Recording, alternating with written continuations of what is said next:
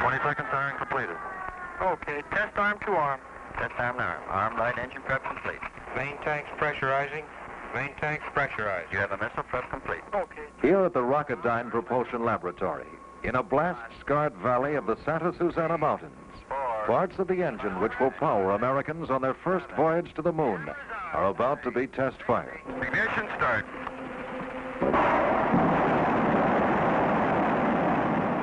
This is Ray Bradbury. His tales of science fiction and fantasy are known throughout the world. For over 20 years, he has predicted and examined the joys and nightmares of the coming age of the rocket.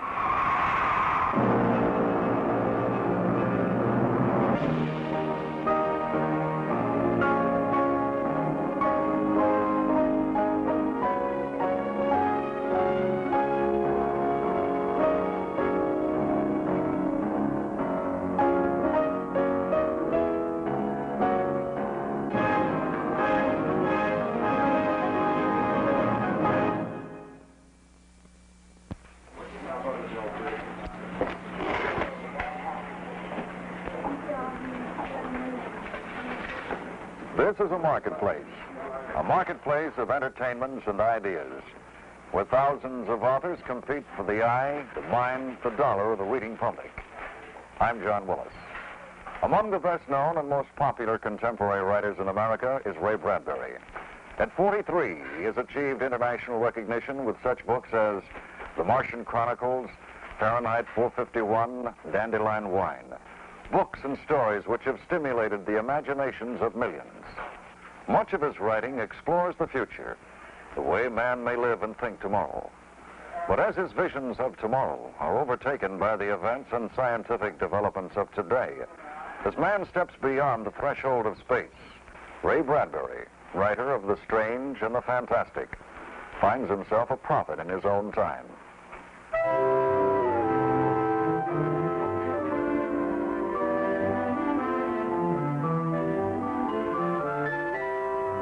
Fantasy and illusion have always filled my life. I can still perform the magic tricks I learned when I was 11, and I sometimes do for my wife Maggie and our 4 daughters. Magic was my first great love. If I hadn't discovered writing, I think I really would have become a magician.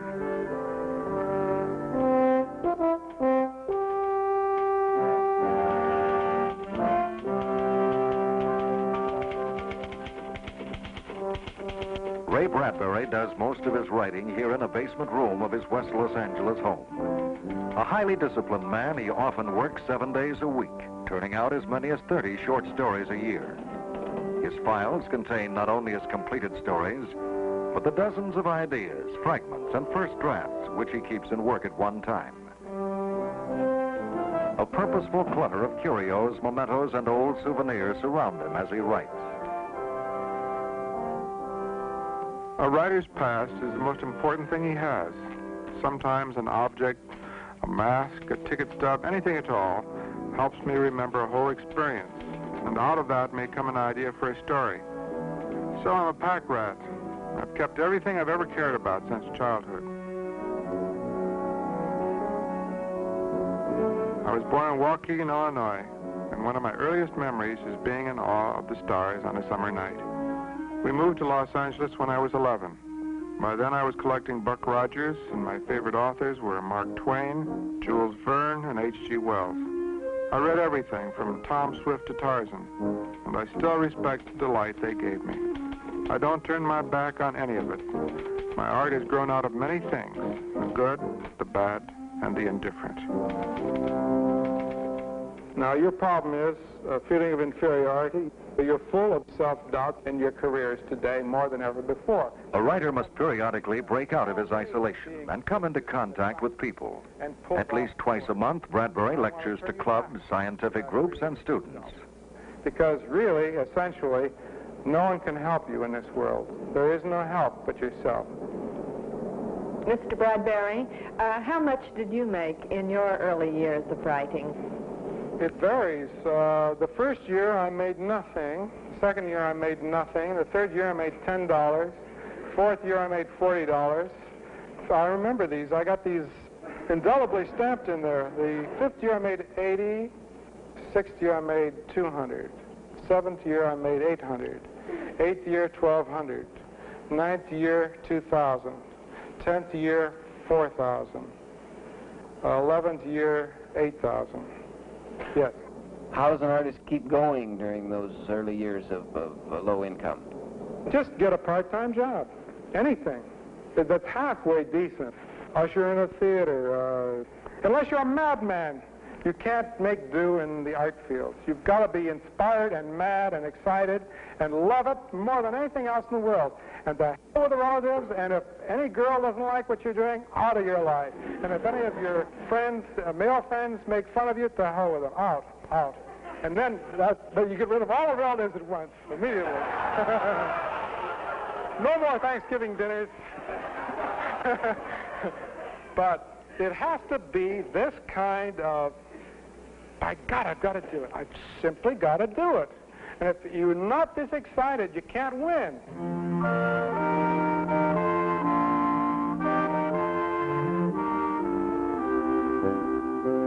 At the age of 17, Ray Bradbury set out to be a professional writer. Since then, he has published nearly 300 short stories and novels, which have been translated into 18 languages and earned him many important awards. In addition, his provocative magazine articles have made him internationally known as a perceptive and candid observer of our times.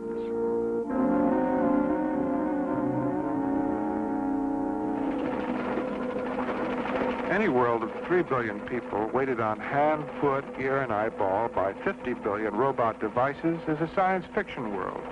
And that's fine. I've always been in favor of a science that can prolong and beautify our lives. I believe in television, atomic power, and certainly computers. But when does an invention stop being a reasonable and worthwhile mechanism and start being a paranoically dangerous device? The problem of good and evil fascinates me as a writer. Our atomic knowledge destroys cancer or men. Our airplanes carry passengers or jellied gasoline bombs. The hairline, the human choice, is always there.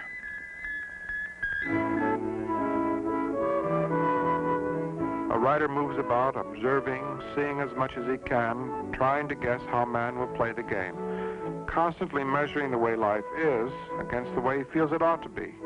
He's a magnet, passing through a factual world, taking from it what he needs.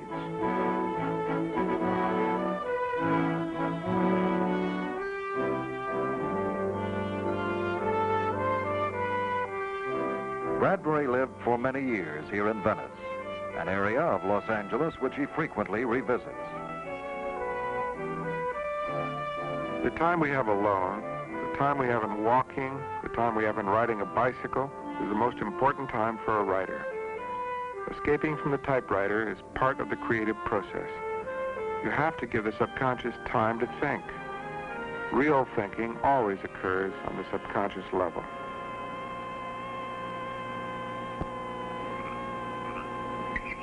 I never consciously set out to write a certain story. The idea must originate somewhere deep within me and push itself out in its own time. Usually, it begins with associations. Electricity, the sea. Life started in the sea. Could the miracle occur again? Could life take hold in another environment? An electromechanical environment?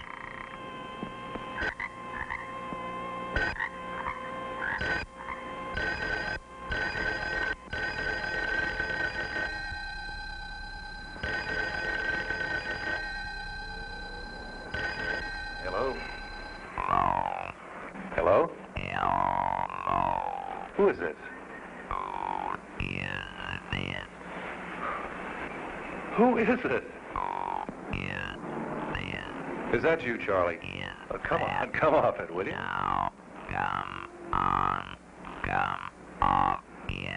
Who is this? Look, what number are you calling from?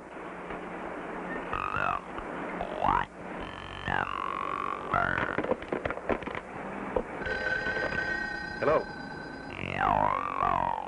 Look, what do you want?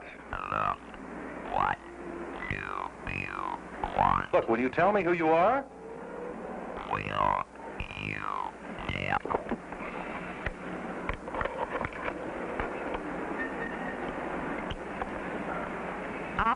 Hello, operator.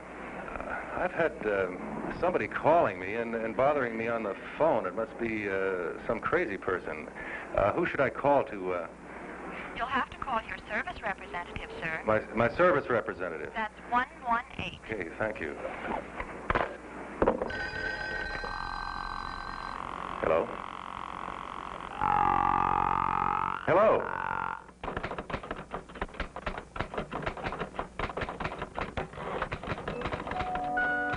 Dial 00, a story by Ray Bradbury.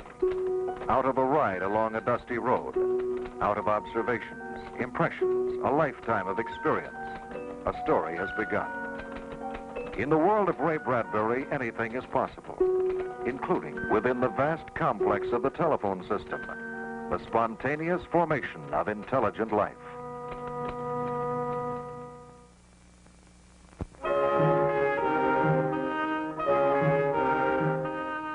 A professional writer lives on what he produces. To help him sell, he often relies on a literary agent.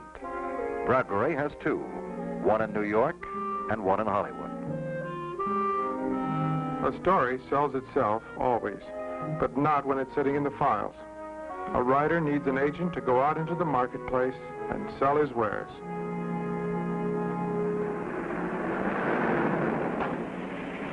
I never learned to drive. As a kid, I saw too many fatal accidents, and I grew up hating the idea. Our automobiles slaughter 40,000 people a year, maim 100,000 more, and bring out the worst in men. Any society where a natural man, the pedestrian, becomes the intruder, an unnatural man encased in a steel shell becomes his molester, is a science fiction nightmare. Research is a necessary part of writing, even for fantasy. To gather background for Dial 00, Bradbury visits a long-distance telephone switching center.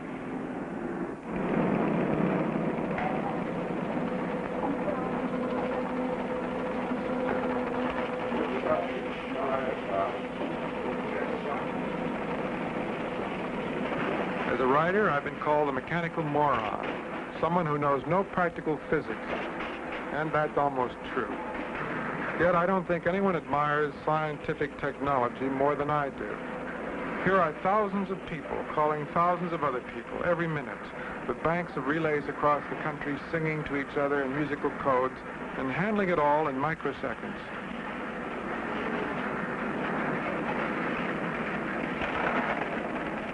Mechanisms like this represent scientific man at his best.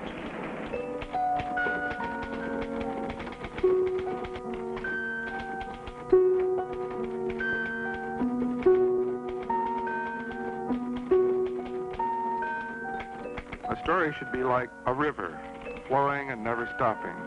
Your readers passengers on a boat, whirling downstream through constantly refreshing and changing scenery.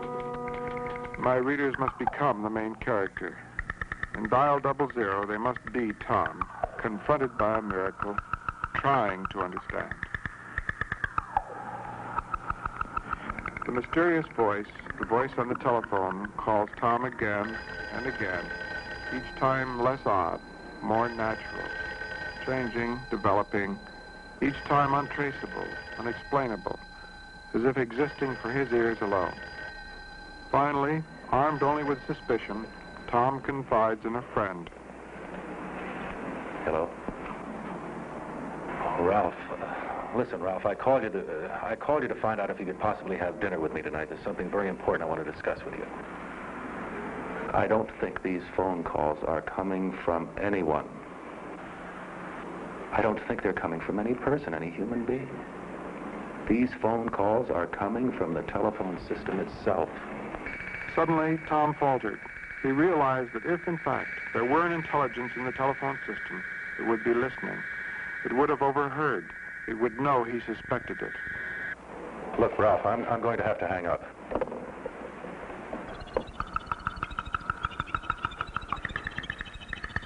Now, suddenly, Tom's friends began receiving calls, insulting, disgusting calls from someone, something, imitating Tom's voice. Desperately, Tom turned again to the telephone company, which was still unable to trace a single call.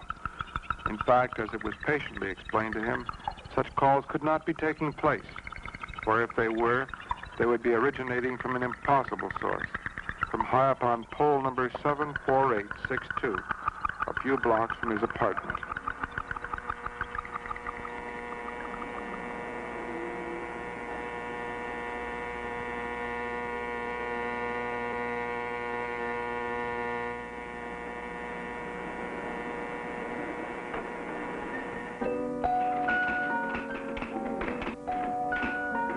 Bradbury sometimes works away from his home at his Beverly Hills office, where he can avoid most interruptions.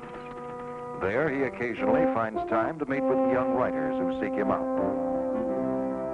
There's no real way of thanking my own teachers except through teaching others.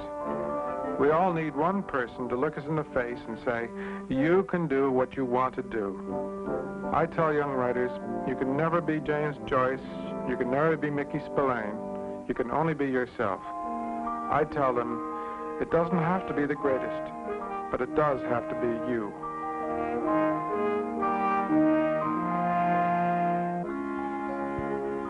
If there were 3 of me, I could keep us all busy. Painting fulfills a need to be non-intellectual. There are times when we have to get our brains out in our fingers. After a good day of writing, I feel like I've been for a long hike in another world, and painting helps me relax.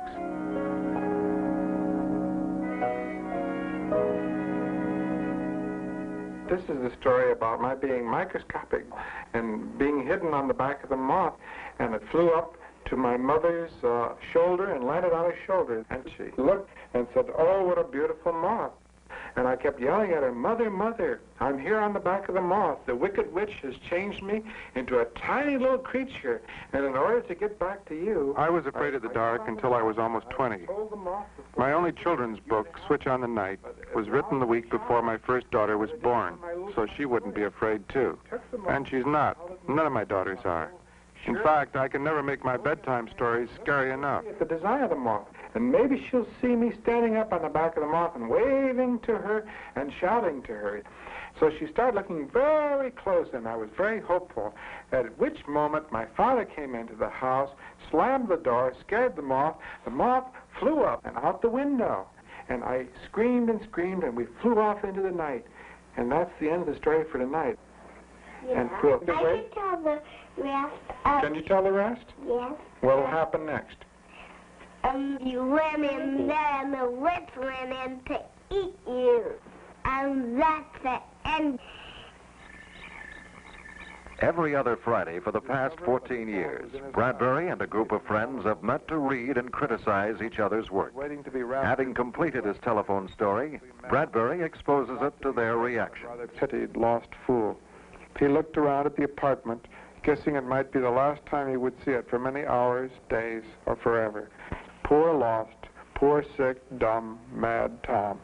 And Tom went out into the night, into the dark of the night, sure only that if he were sane, then the small gray box on the pole was his enemy.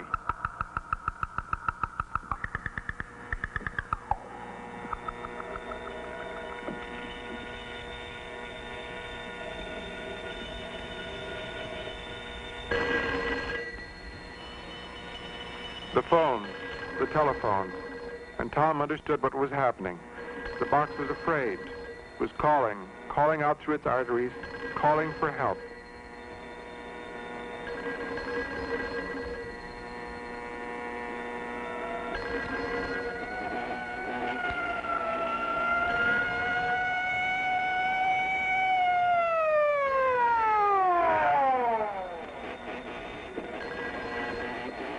All right, get down. Get down from there.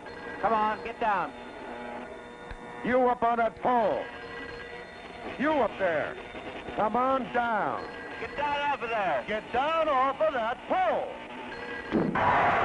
In the instant of exploding light, Tom saw within the box, saw something he knew must be it, and he knew it had won.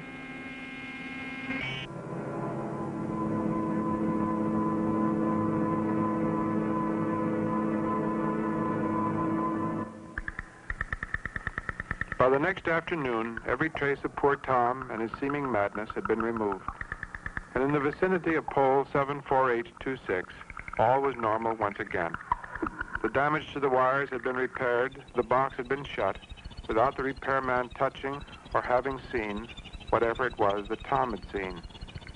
Inside the humming box, there was a tick, a tick-tick, a tick, a tick-tick-tick, and a silence. And then a click, and very far away, after another silence, a voice said, "The White House, good evening." The end. Now, can we have some reactions from any one of you? I think the thing that intrigues me about the story is the process of life starting again. But I found it disturbing that this voice was malevolent. I don't think that the purpose or the overtone of the entire story should be malevolent. I don't. Everyone will have something to say. Comments will range from the questioning of a single word to suggestions for major story revision. To Bradbury, the group's reaction is a necessary and sometimes painful prelude to sending a story out. I always have Maggie go over everything I write, word by word. She taught English in college, and I rely on her to correct my grammar and catch any other errors I might have missed. It's always hard for me to decide when a manuscript's really ready to go out. Usually, if we can't change another word, that's when it's ready, not before.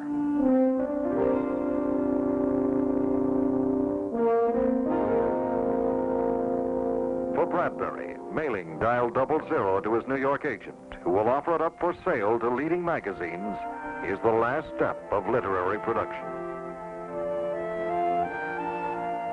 I worry about rejection, but not too much. The real fear isn't rejection, but that there won't be enough time in your life to write all the stories you have in you. So every time I put a new one in the mail, I know I've beaten death again. Though Ray Bradbury's formal education ended with high school, his stories appear today in 15 college textbooks, along with those of Saroyan, Faulkner, Steinbeck, Poe. I'm a storyteller. That's all I've ever tried to be. I guess in ancient times I would have been somewhere in the marketplace, alongside the magician, delighting the people. I'd rather delight and entertain than anything else.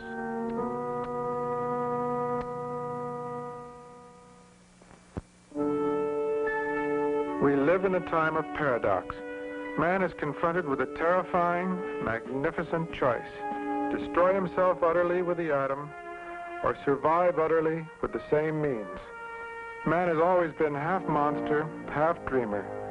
The very real fear is that now he'll destroy himself just as he's about to attain his dreams. Today we stand on the rim of space. Man is about to flow outward, to spread his seed to far new worlds, if he can conquer the seed of his own self-destruction. But man at his best is immortal, and from his beginnings, he has dreamed of reaching the stars. I'm convinced he will.